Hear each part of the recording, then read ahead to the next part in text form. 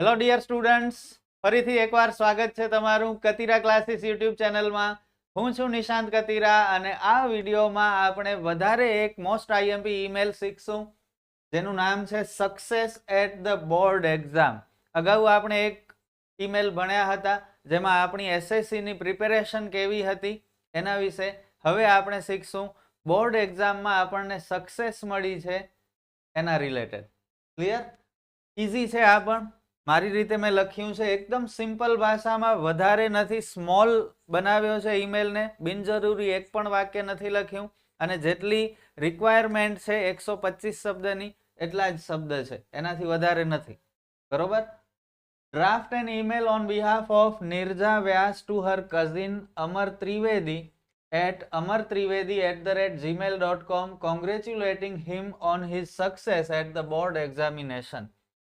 નિર્જા વ્યાસ વતી, on behalf of એટલે વતી, નિર્જા વ્યાસ વતી આપણે અમર ત્રિવેદી કે જે એનો કઝિન ભાઈ છે એને આપણે ઈમેલ લખવાનું છે.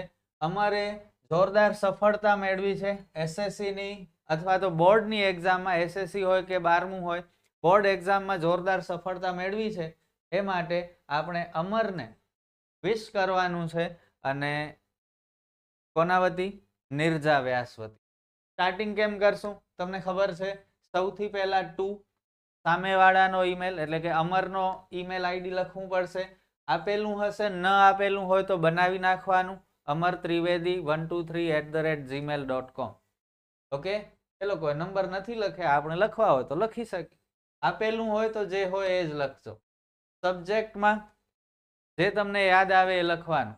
આપણે કોંગ્રેચ્યુલેટ કરવાનું છે એટલે કોંગ્રેચ્યુલેશન્સ, પાછળ ઉદ્ગાર ચિહ્ન. ડિયર અમર, જો ફ્રેન્ડ ને, ભાઈ ને, મમ્મી ને, પપ્પા ને એ બધાને આપણે ઈમેલ લખતા હોઈએ તો ડિયર લખવાનું, તમને જો કે ખ્યાલ જ છે. અને જો ટીચરને લખતા હોઈએ તો રિસ્પેક્ટેડ લખવાનું, એટલું યાદ રાખજો. અલ્પવિરામ કરવાનું ભૂલતા નહીં, નહીતર માર્ક કપાશે. જોઈ શકો છો કેટલો ઈઝી છે અને કેટલો સ્મોલ છે. તમે શું કહો? તમે અમરને વિશ કરવું હોય, કોંગ્રેચ્યુલેશન્સ આપવા હોય તો શું કહો તમે એને? આવડે છે તમને? જરા વિચારો માત્ર, અને જે વિચારો છો એનું ઇંગ્લિશ કરો. તમને ઓલરેડી આવડે છે. Congratulations on your grand success at the board examination. તારી જોરદાર સફળતા માટે બોર્ડની એક્ઝામિનેશનમાં તને ખૂબ ખૂબ અભિનંદન. કોંગ્રેચ્યુલેશન્સ એટલે અભિનંદન. We all are very proud of you. અમને બધાને તારા ઉપર ગર્વ છે. You deserve this success because you have worked very hard through out the year. તું આ સફળતાને લાયક છો. ડિઝર્વ એટલે લાયક હોવું, કારણ કે તે આખો વર્ષ ખૂબ મહેનત કરી છે. થ્રુ આઉટ ધ યર એટલે આખો વર્ષ. હોલ યર પણ લખી શકો, WHOLE હોલ, અથવા થ્રુ આઉટ ધ યર પણ લખી શકો. આખો વર્ષ તે સખત પરિશ્રમ કર્યું છે અને એટલા માટે તું આ સફળતાને લાયક છો. You deserve this success. Now which stream do you want to take and what is your ambition. હવે તું કઈ સ્ટ્રીમ લેવાનો છો? કોમર્સ લેવાનો છો, સાયન્સ લેવાનો છો, આર્ટ્સ લેવાનો છો, ડિપ્લોમામાં જવાનો છો, શું કરવાનો છો? Which stream do you want to take. અહીં સ્પેસ આવશે, બરોબર? સ્પેસ આવશે. And what is your ambition to become. અને તારી શું બનવાની એમ્બિશન છે, ધ્યેય શું છે તારું આગળ લાઈફમાં, શું બનવું છે તારે? ડુ લેટ મી નો. મને એ ખાસ જણાવજે, મને ગમશે તું મને જણાવીશ તો.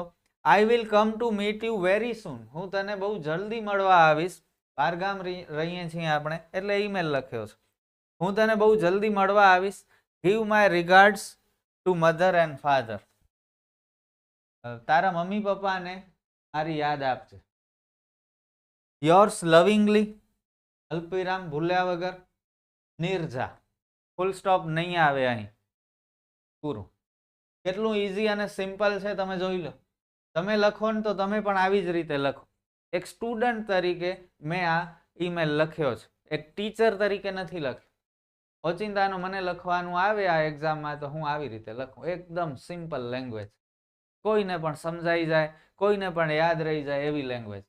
સ્ક્રીનશોટ પાડવું હોય તો પાડી લો, સાઈડમાં ઊભો છું હું, જેથી કરીને તમે રીડ કરી શકો અને હમણાં જ યાદ રહી જાય એવી રીતે વાંચી લો. તો પછી કાંઈ નહીં થાય, બરોબર? પછી ક્યારે કોઈ કામ નથી થતા, થશે તો અત્યારે થશે, પછી નહીં થાય, પછી સમય જ નહીં આવે. તો મહેનત કરો, શીખતા રહ્યો, મારા વિડીયોઝ જોતા રહ્યો. All the best.